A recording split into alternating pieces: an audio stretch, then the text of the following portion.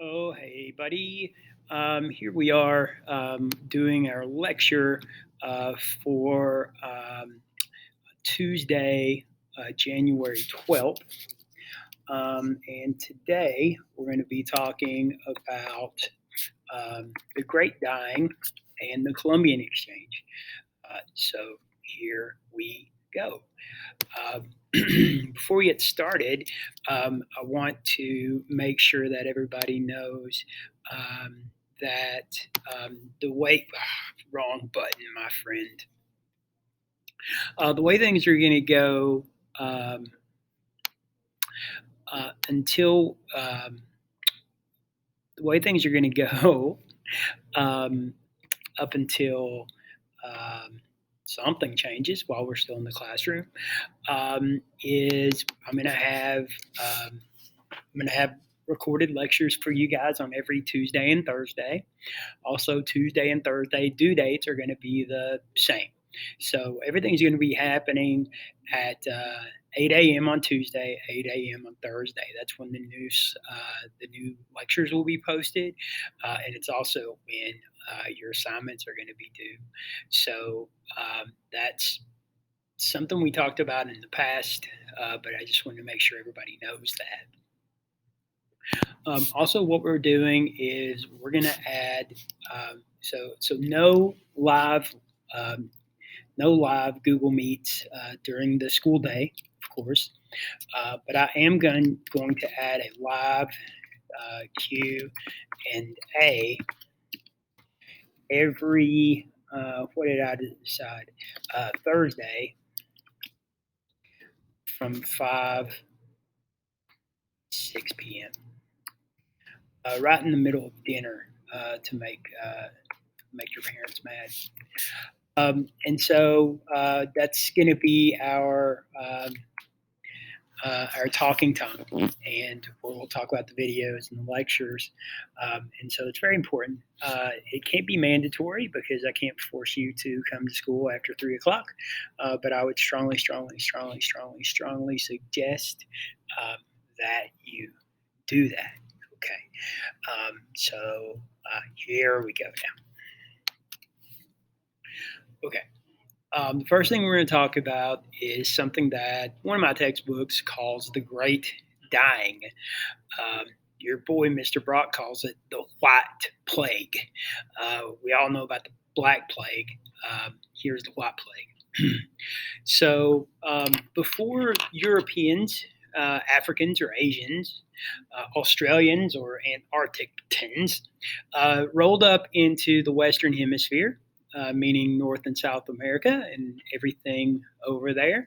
Um, there was between 60 million and 80 million people living here. Most of those people were in the Inca Empire, which is South America, and the Aztec Empire, which is Mexico. That is not to say that there weren't a ton of cultures and smaller groups all across North and South America. There were people as far as the tip top of Alaska down to the tip bottom of Chile, right? So people all over the place. Um,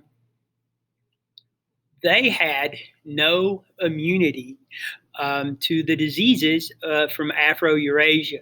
And you'll hear a lot of people calling it the old world and calling the Americas the new world.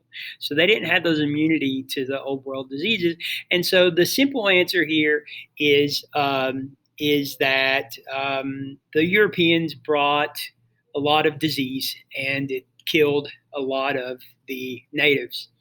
Um, but one thing I want you to know is that it's because um, the Europeans were so filthy. Okay, the Americans, and we should call them Americans, right? Because that's where they are. Um, Kind of interesting. They're called Americans because this guy named Amerigo Vespucci made a map. So I guess, well, for now we'll call them Americans. The Americans were very clean people. They didn't have large domesticated animals. The truth is, the only large kind of beast of burden that they had were the very stupid llama and the even stupider alpaca. And so, if you don't have a lot of animals, my farm people will know this, you don't step in a lot of animal poop. There's not a lot of animal diseases and poopy poo all over you, right? Because you're a clean person. You don't have those things. However, in Afro Eurasia, forever, they've been around all these animals. If you're around a lot of diseases for a really long time, as people in your lineage die and their kids are born and down, down, down, you start to build up immunity to these diseases. But the thing I want you to know is when the Europeans came over here, they had crusty poop under their hands, right? We think of the pilgrims rolling up in their nice black suits in their crisp white collars and everything is beautiful. And the truth is, they had been on a ship for a long time with a whole lot of animals who pooped a whole lot. Um, and so it's kind of interesting because you've probably seen the image of a European and an American shaking hands, right? And people are like, oh, the European is so classy and so modern, and look at this barbarian, the native, right? And it's actually the opposite. The reason it's actually the opposite is because look at this, guys. 90%, 90% of the Native Americans died. Okay. We're talking about tip of North America, tip of South America. 90% of them are dead. Remember that the high estimate for the Black Plague is 2/3 of Europeans. That's 66%. That is nothing compared to 90%. Okay, and a lot of times people say, "Wow, man, there aren't a lot of Native Americans. What's that about?" It's because your ancestors um, were dirty and they carried diseases, and the natives that were here were clean and they didn't have those diseases, and so they died. Okay, um, the Caribbean, most people are dead. And in central Mexico, archaeologists say that there was as many as 20 million people. And by 1650, that had dropped to 1 million. And that is even more than 90%, right? Don't math me on that one, my guy. So the mortality rates when the natives come in contact with the Europeans, it's basically hi, shake your hand, you go home, and you're dead. And we'll talk about the ramifications for that as we go on through this unit. But it's so important to realize what happened to the native population and why it happened. And then me calling it the White Plague.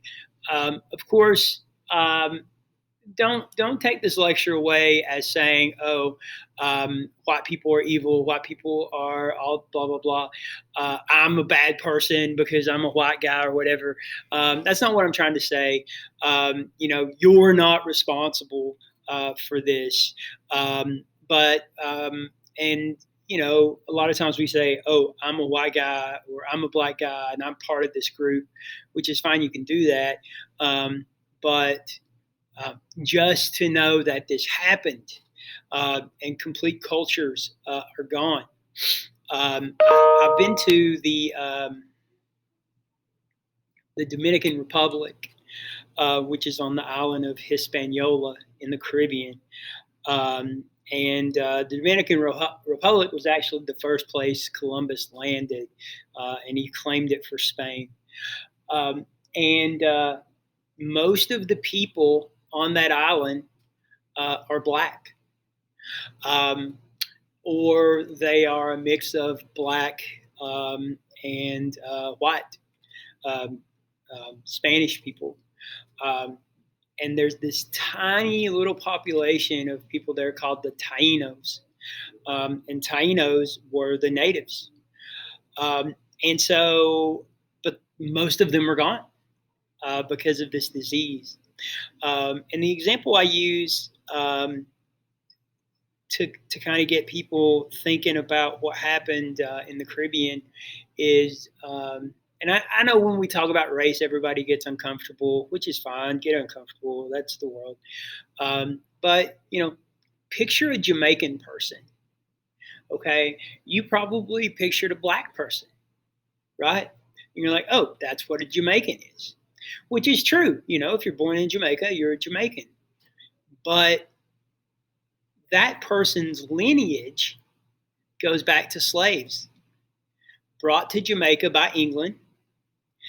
And the real Jamaicans, the Jamaicans that were there first, the natives, are pretty much wiped out to the point where when you think of a country, you think of a country of people who a lot of times we think they were there all along, but they weren't. And a lot of, and if you think about it, that's kind of the way it is for the United States too, right? Think of an American, okay, fat dude at Walmart, right? Fat white dude at Walmart. And I'm kidding. I love white people. I married one. But those Europeans were not here first, and so it's kind of interesting to think about. And I don't think that we really talk about that very much. And so it's something to think about. And then another thing I learned in the past years is Canadians, right? So they could call the native people there, they could call them Native Americans, right? Because, North America, South America, but they call them the first people. And I just think that's very, very rad that they call them the first people and they kind of acknowledge that. So that's the Great Dying.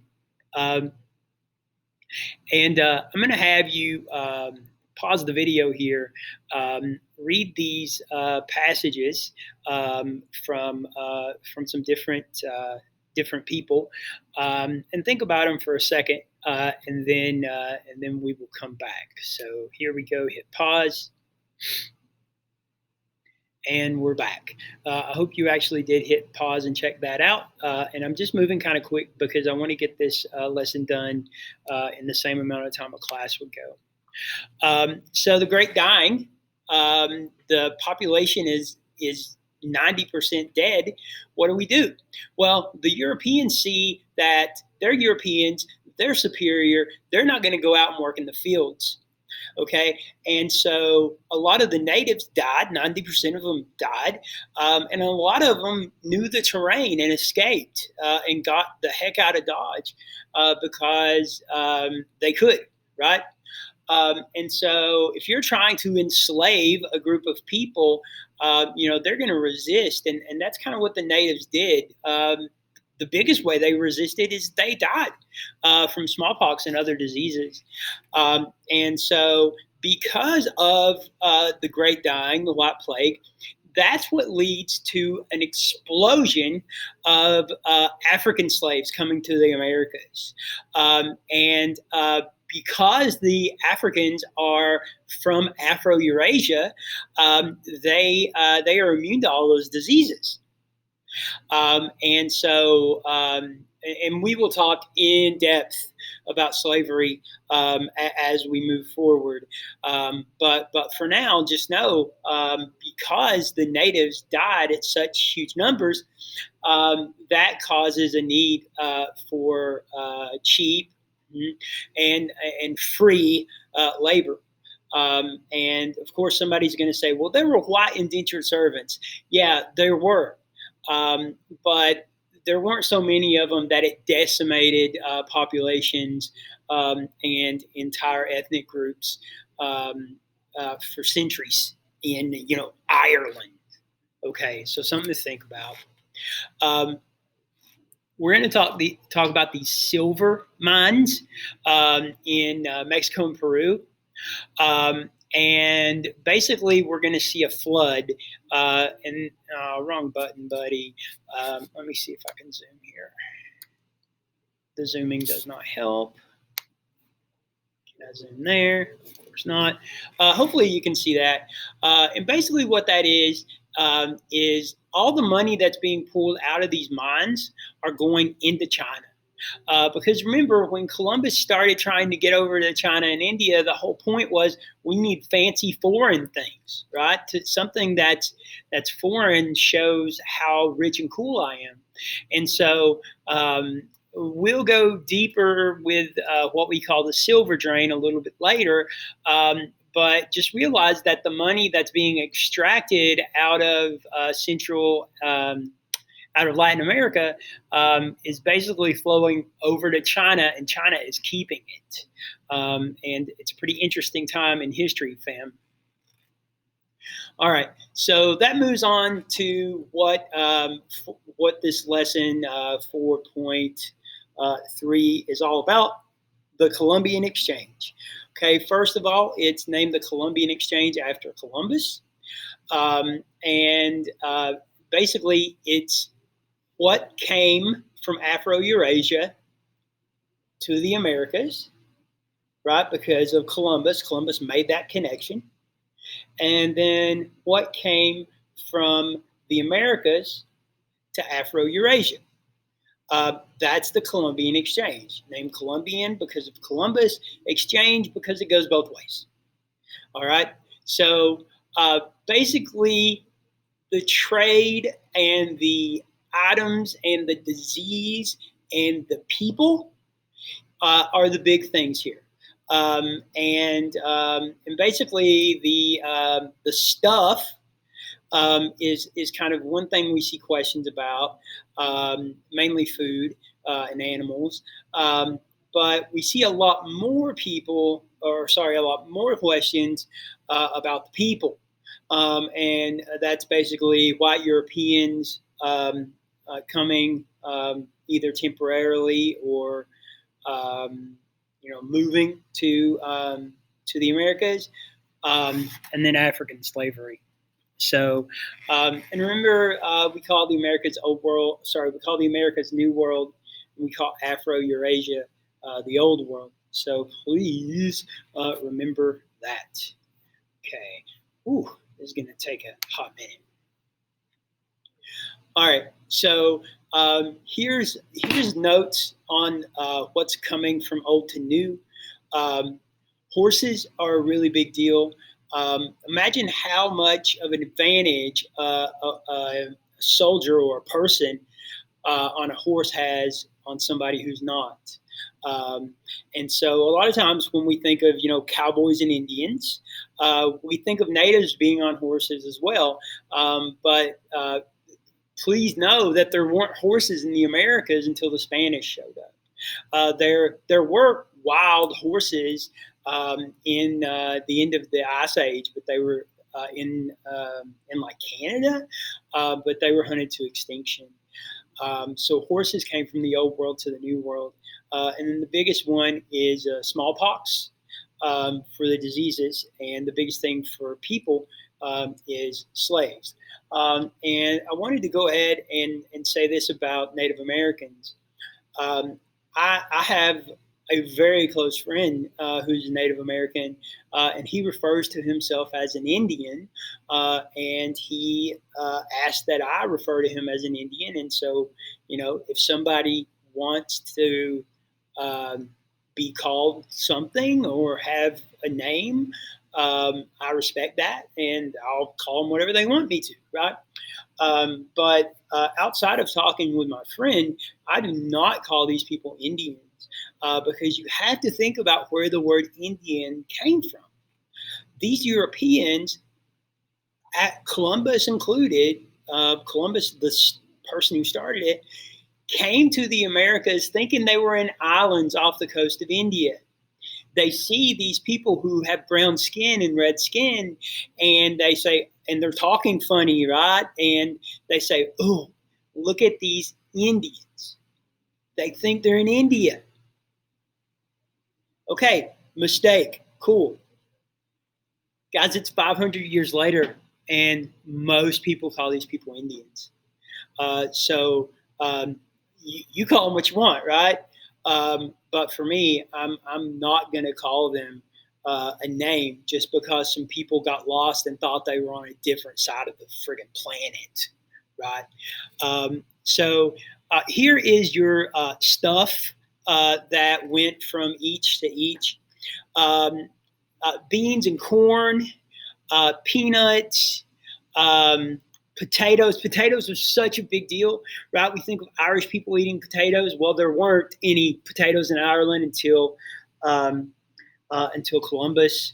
Tobacco is a really big deal. Tomatoes. What I always say, it's like what my papa is into, which is taters, maters, and backer. Right. So that's what comes from new to old, and from old to new.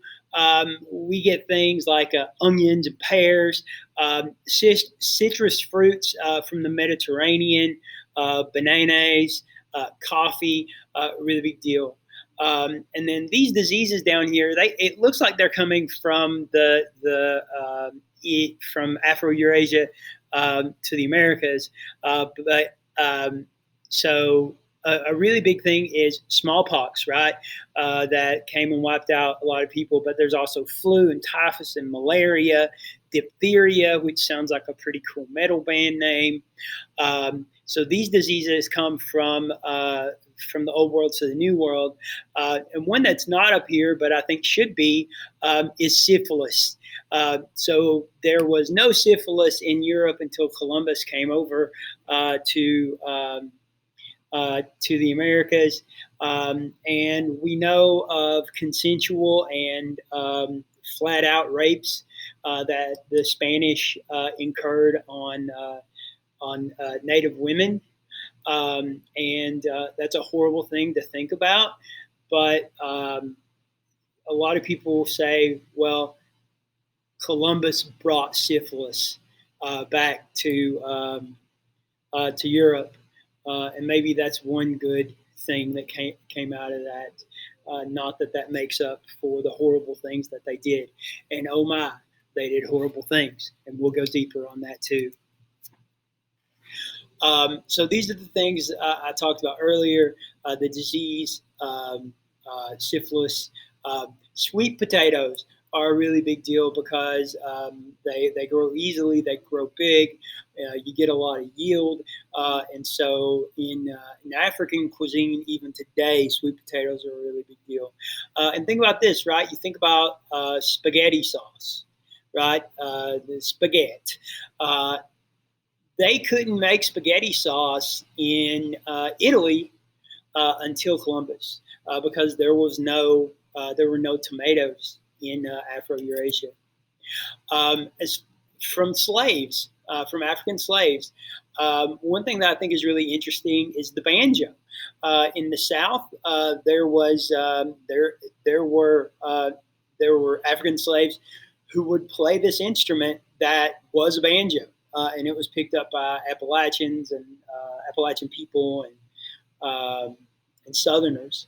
Another thing that wasn't in the New World was rice, and then okra. Okra is disgusting, but people eat it. And they also brought with them animistic religions. And remember, animism is seeing spirits in inanimate objects. Of course, we always talk about what happened to the environment. In Europe, there was a whole butt ton, and also the Americas, of deforestation because these ships end up getting bigger and bigger, and they need more and more wood. Another thing that happens across the South is deforestation because of these plantations.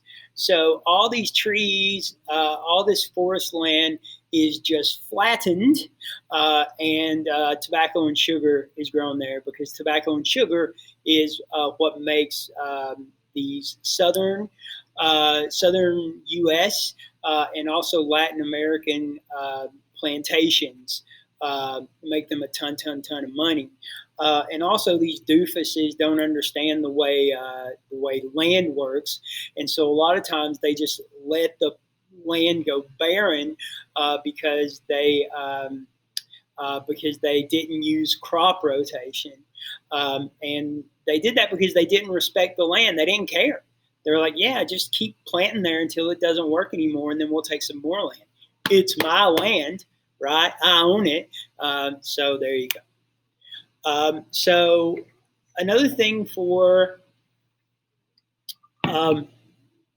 this connection is mercantilism. And I've bolded what mercantilism basically is.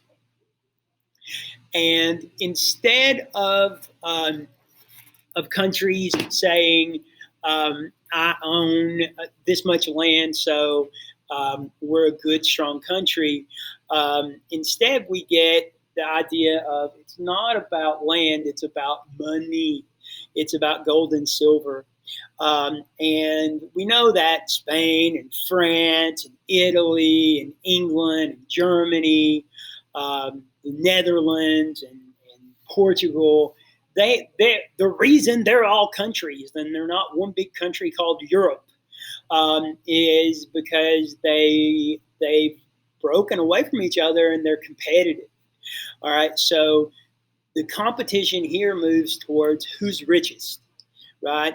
And trying to build up this wealth. So that's mercantilism. And the word mercantile means like to sell stuff. And so it's all about making money. All right.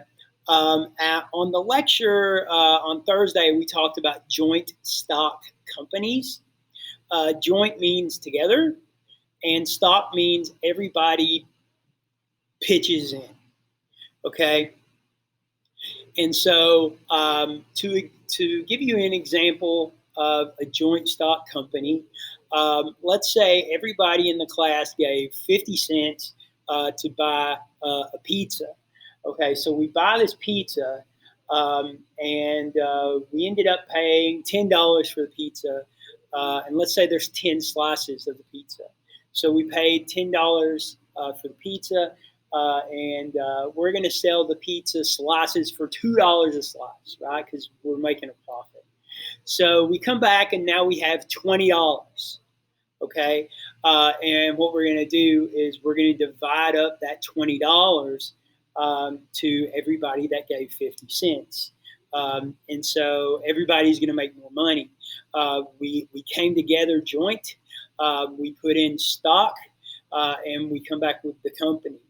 And this gets more complicated when the kings of these countries see all this money being made, and so they make monopolies or a charter, meaning a contract. And so the way this works is they won't allow other countries and other people from their own country to go to these places where they can get spices and they can get silver and they can get gold and they can get anything they want. It's not free, it's not a free market because these people can't go there. They're blocked by the king, and sometimes pirates would show up and they would have the cannons and Assassin's Creed 4 and all that good stuff, right? Some of these that you should probably know are the British East and West India companies and the Dutch East and West India companies. And remember, for some reason, there's two Indies.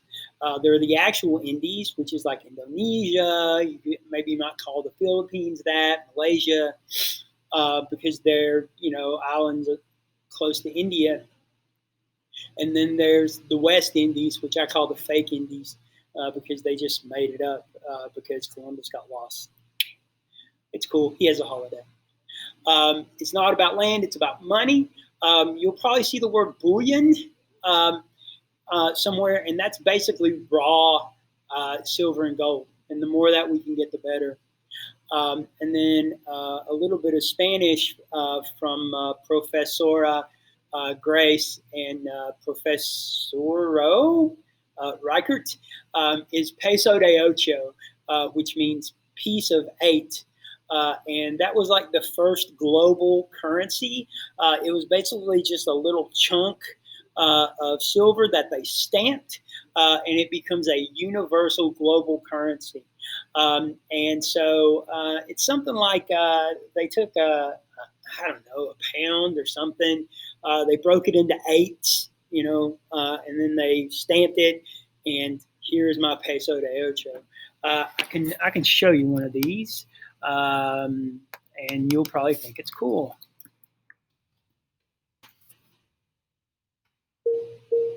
Ooh.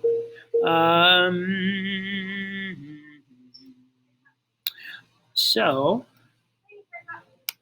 looks like the class is ending here.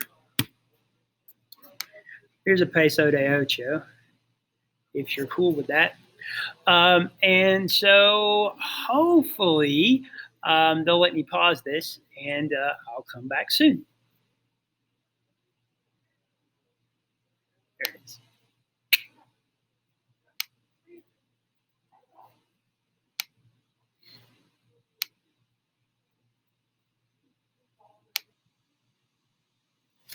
Okay, it looks like we are back. Isn't that cool? So, so that's mercantilism, and let's look at triangle trade. The triangle trade is very confusing because it's trade shaped like a triangle, and we'll talk more about this when we talk about slavery. Um, but basically, there are three. What would you call that? I don't know. A point on the triangle vertex. Um, three of those. One is Europe, one is Africa, and one is the Caribbean slash Southern United States. Um, and uh, and basically, this is like an important explanation of mercantilism because it's how these people make money.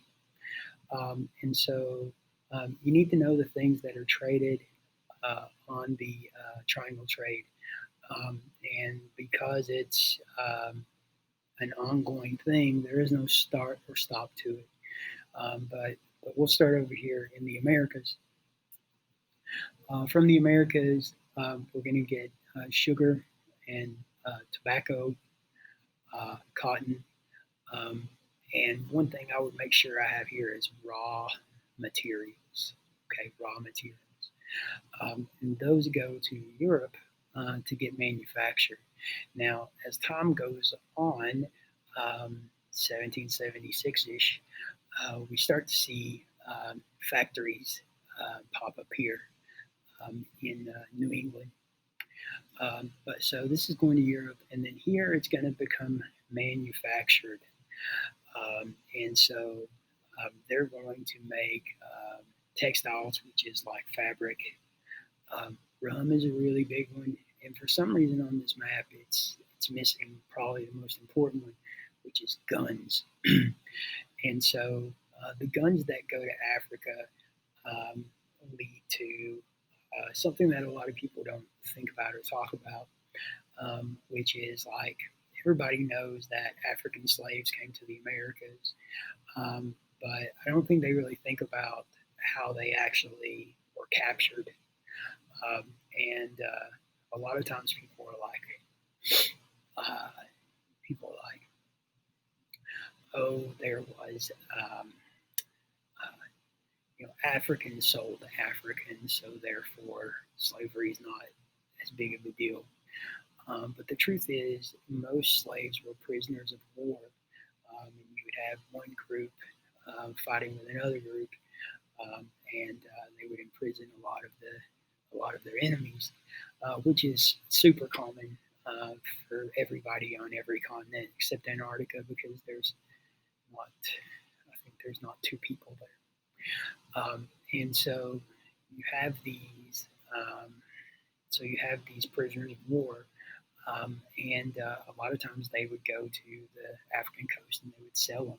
Uh, Now that there is a huge need for slaves in the nobody needs slaves, right? But there is want for slaves. Um, Europeans are coming there and they're trading rum and things. The biggest thing they're trading is guns because you have these skirmishes and these wars going on, and now you have one group that has a gun, and they're going to easily dominate a group without guns, take more prisoners of war, bring them to the coast, get more guns, and so on and so on. And so that loads up tons of ships with slaves, and then those slaves come to the Americas. Um, and we call that the Middle Passage because a lot of people look at this from starting in Europe, middle being the second, coming to the Americas, and then the last leg coming back to Europe, which is fine. But they call that the Middle Passage, and we'll talk a lot more about the conditions there as time goes on. As far as what kind of societies um, did the Europeans create when they came to the Americas? The one we think about a lot is settler dominated agriculture. And that sounds really collegey, and I see what you're saying, but basically it is they just took over the land and started farming. Um, and so think of the Pilgrims in Massachusetts as doing that. In the South, in the American South, um, in the um, in the Caribbean, Latin America, uh, big time. There, it was slavery, plantations. Technically, a plantation is just a farm. But when we talk about plantations in AP, you know what we're talking about. These um, huge sprawling um, farms, and a lot of times almost completely worked by slaves. And then ranching. Ranching is basically what do they call that? There's a word for it, but it's raising animals to slaughter or to sell or to use to work agriculture. And that happens because, of course, the horses come with the Europeans. And then mining. And mining leads me to one of the craziest things that happens here. And a student has a question in class, so we're going to pause this puppy as soon as I can figure out how to do it again. Okay, buddy. So the fourth period, people are at lunch. So let's go mask free for the end of this. You can go mask free at home, but not in class. So to wrap up, we got two more things to talk about. The first is, or is the same thing, sort of the same thing. The first is Potosi. Now, Potosi is the largest silver mine in the world, uh, and um, and it's in Peru slash Bolivia. And the important thing to know is that the Inca were the people that were exploited by the system. And here, instead of agriculture, plantation system, like we've talked about so much, it's mining. And Potosi is the best example of that. um, this is basically the enslavement of many indigenous people. That's a word I've not used yet. It's probably a better word than native. It just means you were there first. Um, and remember that 90% of these Inca died from disease. So these are the ones that are left. Um, the silver that we talked about earlier flowing into China, such a huge percent of it came out of Potosi. And I guess the biggest thing to know about Potosi is the conditions. And here we have a sketch from the 1700s of, of sort of like a cross section of Potosi. Um, and what we can see here is people working inside with lanterns. And those lanterns, I read in a primary source document that they were made out of lard, and so they stunk to high heavens. And I don't know if you can see here, maybe you can see this dude's butt, but they had to work naked. And the reason they forced them to work naked is they were afraid that they would smuggle out silver, which, if you think about the only way you could smuggle out silver being naked, then you know. And so um, these people are forced labor um, pulling silver out, and then it is going back to Spain and then spent all over the world. And you probably know that Spain got crazy rich off this situation.